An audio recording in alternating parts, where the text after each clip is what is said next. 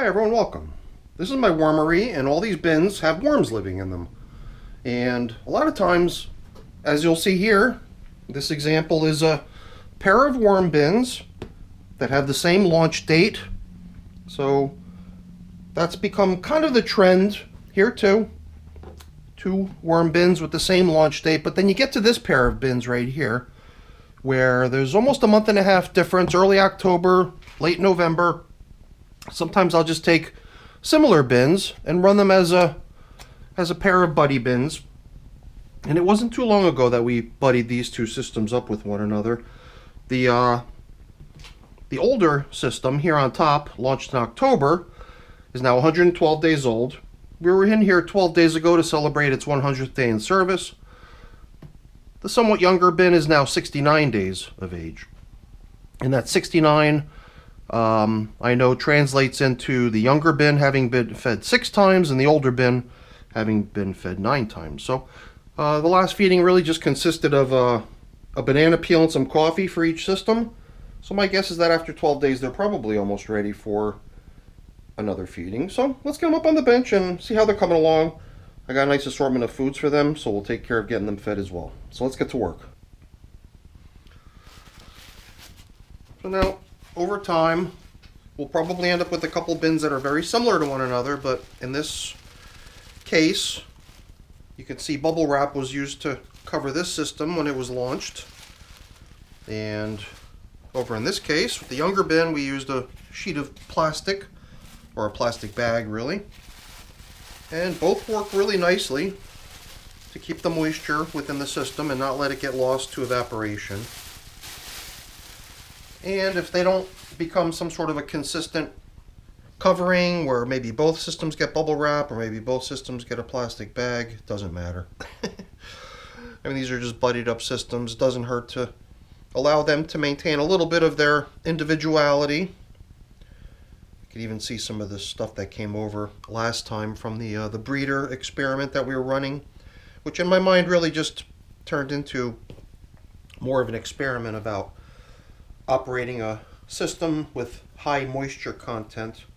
Because I wasn't quite sure if I really got any sort of breeding out of that breeding experiment, but it did seem to me like with the huge amount of moisture I was operating that little test environment with, the even in a very short period of time, it seemed like the worms living in that material somehow managed to get somewhat puffed up and inflated, a lot more chubby, basically.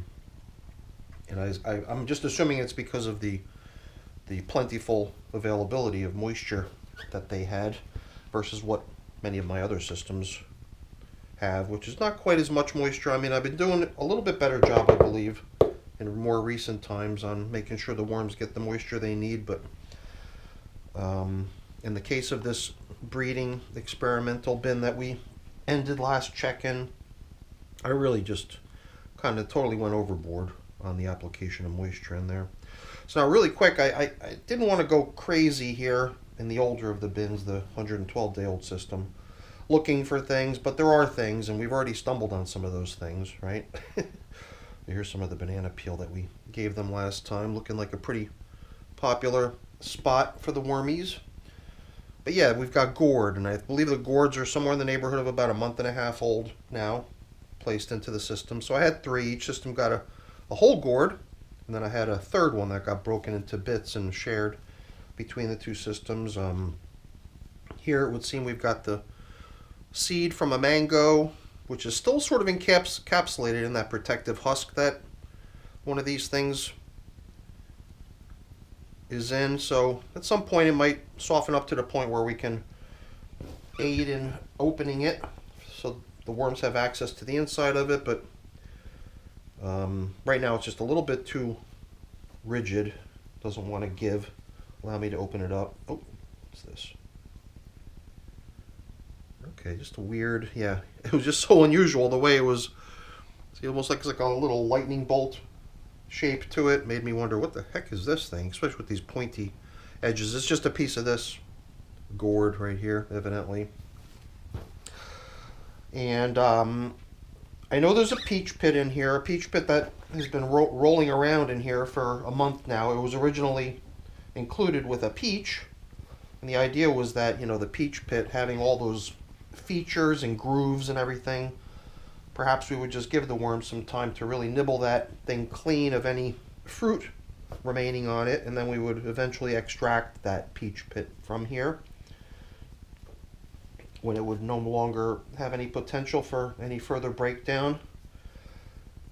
And last but not least, an object that's been floating around in my worm bins for some time now, starting in one of my outdoor bins and eventually working its way indoors, was this cork.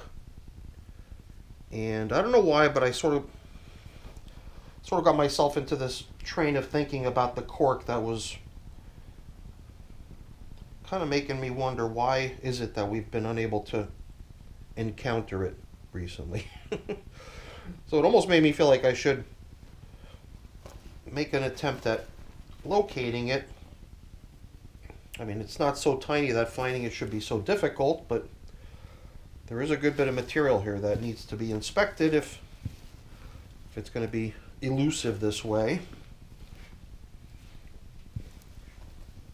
Well, believe it or not, I came up empty-handed. Even after that fairly thorough tilling up of the material in the entire bin. It's unusual that, you know, both objects that we're trying to locate are not allowing us to find them. You would think that you'd bump into at least one of the two, no? So I don't know why, but it almost feels like I should just continue the search a little bit longer.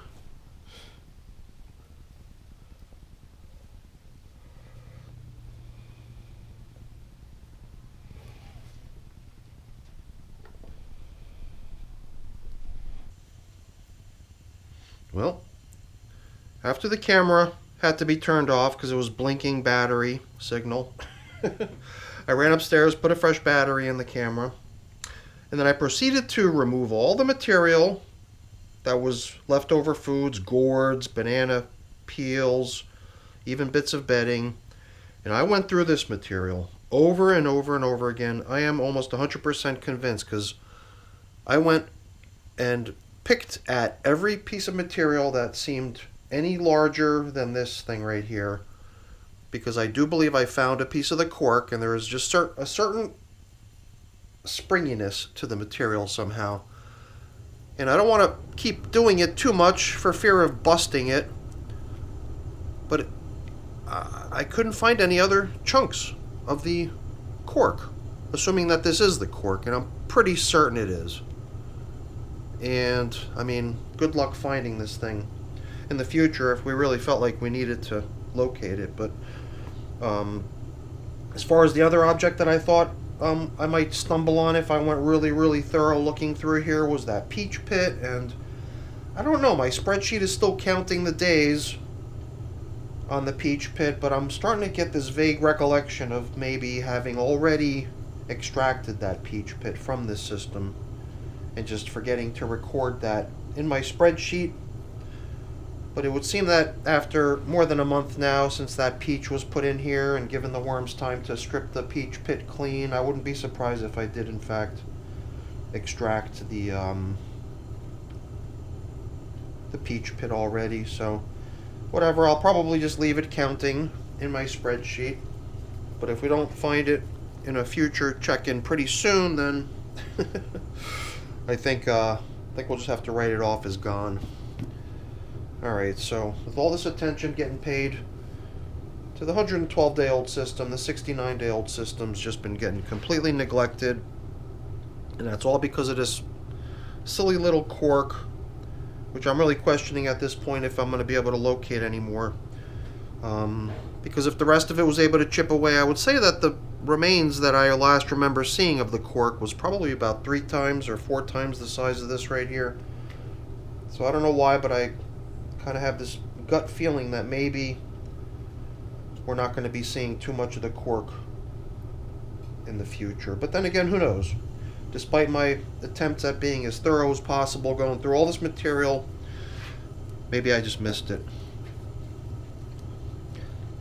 I even wonder if I could have possibly done some sort of a haphazard maneuver and possibly moved part of it over here at some point in the not too distant past, Alright, I'm sensing a good bit more moisture over here in the younger system. I mean, that banana peel we gave them last time and the coffee wouldn't be much of a contributor to the moisture content in the system. Not quite sure why we're seeing so much moisture down in here, but it really seems like an environment that the worms would probably consider to be very, very cozy and comfortable. Alright, here's another piece of gourd. And I'm assuming banana peel must be part of the reason for the excitement over here, but a lot of times it really is just the moisture that they're really into and want to go for. There's some banana peel right there. Very nice.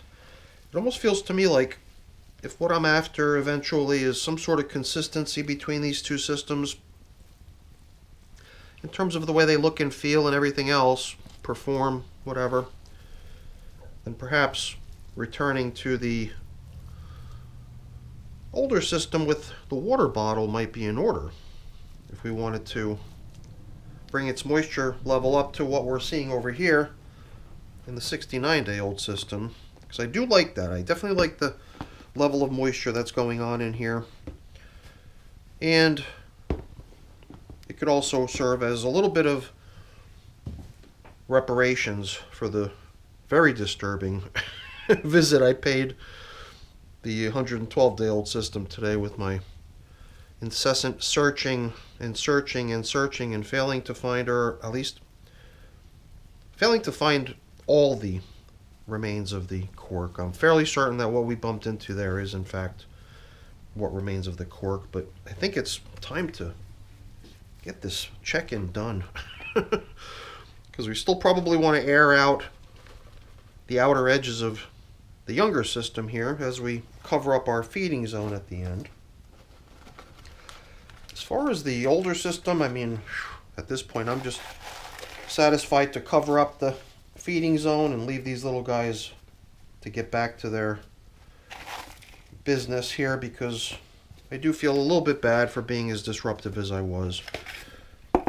But the worms do seem to be pretty resilient and forgiving, if you want to think of it that way. So here, I believe, I don't know, let's just give them some grit too to accompany the feeding. I think we should really wind things down here. So I'll bring in the water bottle here. So in a way, this is just me trying to extend an olive branch to these poor little wormies to say, hey, I'm so sorry.